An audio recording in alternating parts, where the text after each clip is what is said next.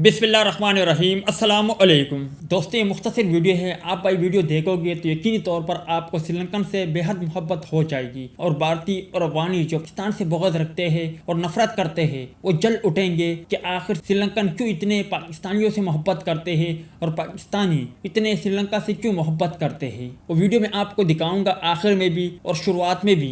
दोस्तों, ये वीडियो सही मायनों में अफगानों के मुँह पर तमाचा है और श्रीलंकन ने यह साबित किया कि हम पाकिस्तानी और लंकन दोनों है, जबकि दोनों मुल्क एक दूसरे से बेपनाह मोहब्बत करते हैं और शायकीन क्रिकेटर भी दोनों मुल्कों से बेपनाह मोहब्बत करती है। एशिया कप का फाइनल कोई भी जीते, जीत हमारी है।